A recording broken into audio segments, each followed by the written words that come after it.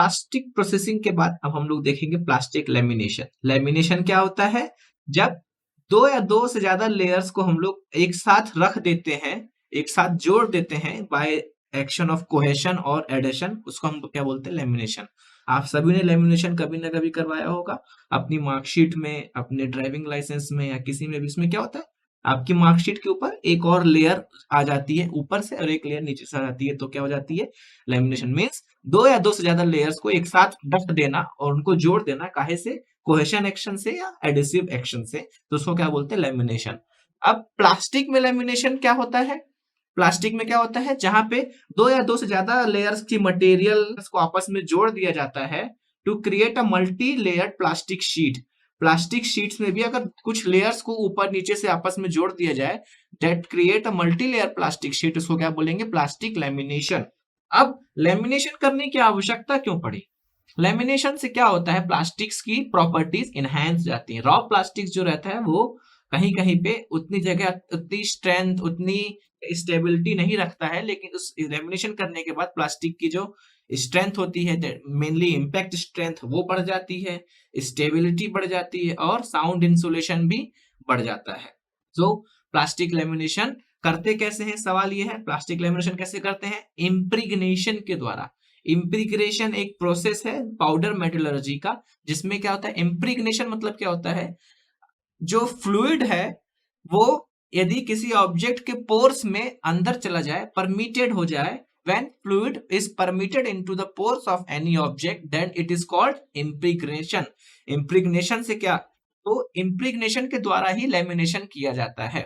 So plastics are laminated by impregnating sheets of fibrous material such as paper, linen, canvas, silk with a synthetic resin and then bonded together by heat and pressure to form commercial materials। मतलब fibrous material means fibre के कुछ material को की जो sheet है, जैसे कि paper हो गया, लाइनेन हो गया, कैनवास है, उसको हम लोग एक सिंथेटिक रेजिन से इम्प्रिग्नेट कराते हैं।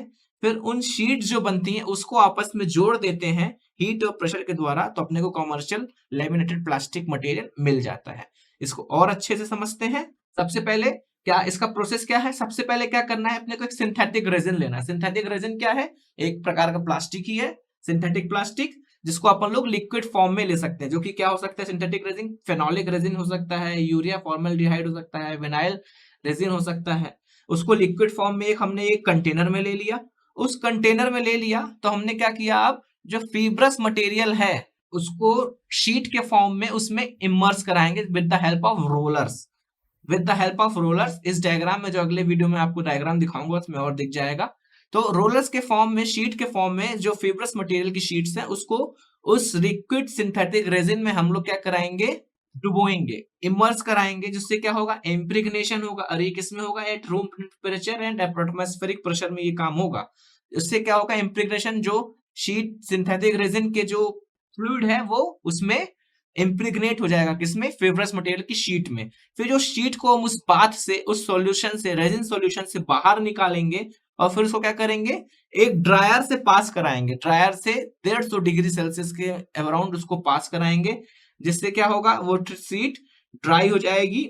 ड्राई होने के बाद उस शीट को जब हम लोग आगे पास कराएंगे, छोटे छोटे स्टैक्स में कट कर लेंगे, छोटे छोटे स्टैक्स में जितनी अपने को साइज चाहिए। फिर उन स्टैक्स को, छोटे छोटे स्टैक्स को जो हमने कट किया, उनको आपस में एक दूसरे के ऊपर रख के हाई प्रेशर और टेम्परेचर से बांध देंगे, बाइंड कर देंगे, तो अपने को जो फाइनल कंपोजिट मटेरियल या लैमिनेटेड प्लास्टिक जो है वो मिल जाएगा। तो ये पूरा प्रोसेस हो गया लैमिनेटेड प्लास्टिक बनाने का। लैमिनेटेड प्लास्टिक्स क्या होते हैं? हल्के होते हैं और स्ट्रॉन्ग होते हैं। दोनों चीज, स्ट्रॉन्ग भी है, हल्के भी है। इम्पैक्ट रेजिस्टेंस ज्यादा होता है, impervious to water, high resistant to wear and resistant to acid and alkalines, easily machinable and high dielectric constant। ये सारी प्रॉपर्टीज लैमिनेटेड प्लास्टिक्स की हो जाती हैं। फिर लैमिनेटेड प्लास्टिक्स जो है शीट, रॉड्स, ट्यूब्स और किसी भी शेप में अपन लोग, जिस शेप का अपने को चाहिए उस शेप का लेमिनेशन अपन लोग कर सकते हैं प्लास्टिक्स का, इसी प्रोसेस के द्वारा। ये जनरली कहाँ पे इस्तेमाल होती है? किचन यूटेंसिल्स बनाने में, हैंडल्स बनाने में, फर्नीचर्स बनाने में, बुशिंग बनाने में, ये जनरली ये प्रोसेस इस्तेमाल होती है। अब depending upon the pressure required to cure the resin, resin को क्योर करने के लिए कितना प्रेशर चाहिए, उस बेसिस में ये प्रोसेस को हम लोग 3 कैटेगरी में डिवाइड कर सकते हैं। पहला कॉन्टेक्ट प्रेशर लेमिनेशन, जिसमें क्योरिंग प्रेशर रहता है कितना 0 से 2 किलोग्राम पर centimetre square. Low pressure lamination, जिसमें क्योरिंग प्रेशर रहता है 27 किलोग्राम पर सेंटीमीटर स्क्वायर से कम लगभग। और उसमें एक थर्ड ऑप्शन है हाई प्रेशर लेमिनेट्स, जिसमें क्योरिंग प्रेशर रहता है 80 से 140 किलोग्राम पर सेंटीमीटर स्क्वायर। सो जिस हिसाब से अपने को प्रेशर लगाना है, जिस हिसाब से अपने को स्ट्रेंथ और अपने को शीट चाहिए, उस हिसाब से अपन लोग प्रेशर का टेक्निक यूज करके उस हिसाब से अपना प्रोडक्ट्स, लेमिनेटेड प्लास्टिक्स फॉर्म करते हैं। Thanks for paying your attention.